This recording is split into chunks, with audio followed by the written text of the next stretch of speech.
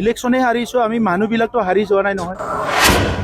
এতিয়া 2021 আমি এলায়েন্স কৰিছিলোঁ, আমি জিকিছিলোঁ। 2020 আমি চৰকাৰ গঠন কৰিলোঁ। 2021 আমি জিকিছোঁ। ইয়াৰ পিছত বাই ইলেকশ্যন জিকিছোঁ। ইয়াৰ পিছত MCLA বাই ইলেকশ্যন জিকিছোঁ। ইয়াৰ পিছত পাৰ্লিয়ামেণ্ট ইলেকশ্যন জিকিছোঁ। গতিকে যেতিয়া এলায়েন্স, ইয়াত এলায়েন্সটো মেটাৰ কৰে বেছিভাগ। তো আদাৰৱাইজ ইয়াত অকলে বহুতে মানে অকলে ইলেকশ্যন খেলিবলৈ সাহস নকৰে।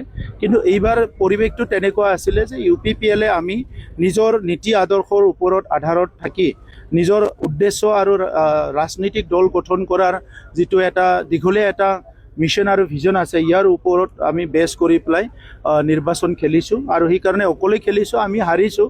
কিন্তু আমি নিজৰ দলৰ যিটো আইডিঅ'লজি, নীতি আদৰ্শ, দলৰ উদ্দেশ্য আৰু দলটো আমি খুব ভালকৈ ধৰি ৰাখিছোঁ। ইলেকশ্যনত হাৰা জিকা থাকে, কিন্তু একবাৰ হাৰাই সদায় চিৰদিন হাৰা নহয়। একবাৰ হাৰিব, একবাৰ জিকিব, সেইটো ৰাজনীতিত ইতিহাসটো চালে চবেই দেখিবলৈ পাব। গতিকে ইলেকশ্যনে হাৰিছোঁ, আমি মানুহবিলাকতো হাৰি যোৱা নাই নহয়। আমাৰ বহুত অপশ্যনছ আছে, বহুত এজেণ্ডা আছে, বহুত অল্টাৰনেটিভ চিন্তা কৰিব পৰা বা আমাৰ যিবিলাক ইছ্যুজ আছে, সেই ইছ্যুজবিলাকক লৈ পেলাই বিভিন্ন এজেণ্ডা লৈ কাম কৰিব পৰা আমাৰ সুযোগ আছে। গতিকে আজিৰ সময়ত UPPLে ইলেকশ্যনে হাৰিছে, UPPL দলে হাৰা নাই। UPPL দল হিচাপে আমি ইলেকশ্যনত আমি এইটো ইলেকশ্যনত হাৰিছোঁ। দলৰ যিটো নীতি আদৰ্শ, দলৰ যিটো চিন্তাধাৰা, সেইটো লৈ আমি আগবাঢ়ি যাম।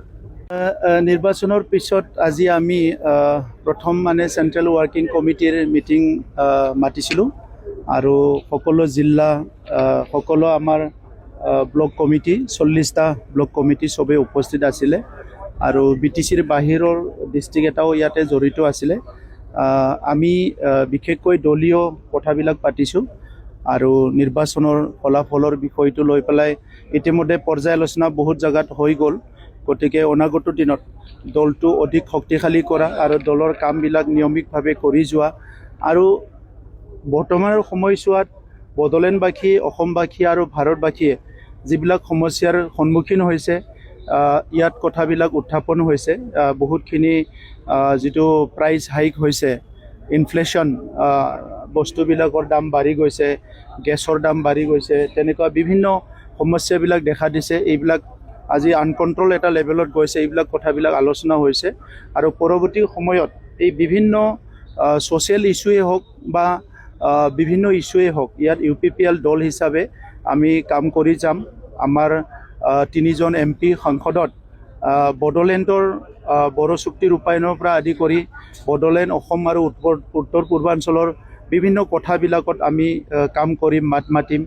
আৰু লগতে আমাৰ MCLA সকলে কাউন্সিলত থাকি কনষ্ট্ৰাকটিভ এটা ৱেত বিৰোধীৰ এটা ৰ'ল প্লে কৰিব। কাৰণ গণতন্ত্ৰটো শক্তিশালী হ'ব লাগিলে ইয়াত ৰুলিং আৰু বিৰোধী দুয়োটাৰ মাজত সেইটো প্ৰচেছটো আগবাঢ়িব লাগিব। গতিকে বহুতখিনি কাম আজি বড়োলেণ্ডত খেলিমেলি হৈছে। এই কথাবিলাক সকলোৰে দৃষ্টিগোচৰ হৈছে। তো এই কথাবিলাক অনাগত দিনত কাম কৰাৰ কাৰণে আজি আমাৰ চেণ্ট্ৰেল ৱৰ্কিং কমিটিত আমি সিদ্ধান্ত লৈছোঁ।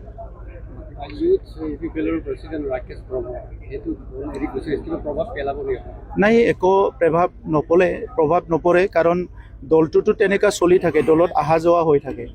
তো দলৰ তৃণমূল পৰ্যায়ৰ কৰ্মীবিলাক আৰু দলীয় নেতৃত্বৰ ওপৰত এইটো ডিপেণ্ড কৰে।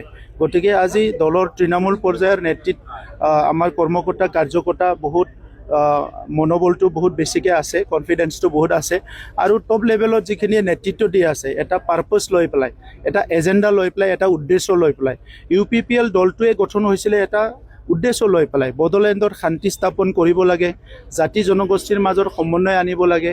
বড়োলেণ্ডত এটা আনৰুলি যিটো কথা হৈছিলে আগতে, ঘোচ ঘাচ, চাকৰি বাকৰি, অনিয়ম, বিভিন্ন সমস্যা, এই চিণ্ডিকেট, এইবিলাক বন্ধ কৰি ভাল এটা পৰিৱেশ আনিবৰ কাৰণে আৰু গণতন্ত্ৰটো শক্তিশালী কৰাৰ কাৰণে UPPL দলৰ জন্ম হৈছিলে। গতিকে সেই উদ্দেশ্যখিনি যেতিয়া UPPLৰ হাতত আছে, সেই নেতৃত্ব যেতিয়া UPPLৰ হাতত আছে, এই সংগ্ৰামটো চলি থাকিব। অনাগত দিনতো ইয়াৰ কাম কাজ, ৰাজনৈতিক যিখিনি আমাৰ এক্টিভিটি, এইটো শক্তিশালীভাৱে চলি থাকিব।